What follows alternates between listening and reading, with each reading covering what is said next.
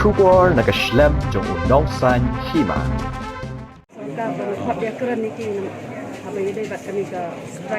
No, right now we have asked the Deputy Commissioner to handle this issue. Nilakong yaki bakin court meeting.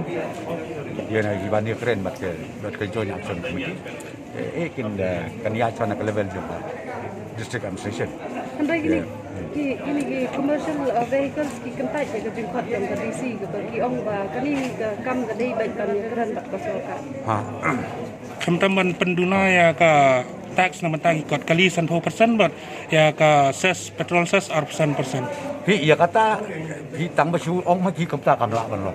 Ni ki de Sngewthuh na mar ha po bi wani kundu yang harung la ong ya ki ba ai lat na government bangin walk out. Kai ke bangila ban le. Naga kadang immediately ngelak bring down ya ka dor jong ka diesel bat ka petrol kalau misalkan artengka ngiduna na katu dan rai ya kata mentang ngidang eksamin na kalian jong sokar ngidang eksamin susu kumno ban pek nomor ba kejingkiu jong kada kaneka international price of diesel and petrol is still keeping up then now taking into this consideration na trying in session mau pingin dang eksamin ma kumno bingile kena bangin laban reduce isu ya ka price jong ka diesel bar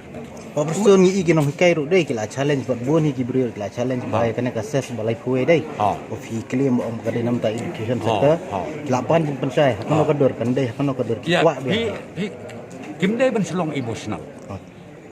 la ki kisngau ba ka government ha ba ka collect ya ka ses le ka taxes ban ong bagi tap sepla nga try that is wrong ide ban Sngewthuh ba na ka lian jong kinong hikay nan jong no kan day ka Pisa dem tau poi ba kam day ba Phim Sngewthuh Bakla ba kan Rung sangalan siya utau minister ni serita ikini prokai ngopi namar ba kejing tang na kan ka ses ka bangyo na ka lian jong petrol kan poi ko malai spa santhong sos pa klon te pitip ba ko budget jongi tang na ka lian jong ka tang na ka lian jong ka education sector kapoi ko masih hajar aspa klon te hangta Phim Sngewthuh te ka tang oi pi kim day ban sia kren klek be kuta lebih kwa ngong pi ka perti RTI ka don go to the concerned directorate hinyo igi detail bro kadon lo dang lo sata ndai dang taru annually ngi hapan ai ka account but ka account kolong has to be approved by CAG ka CAG report dan ile hapo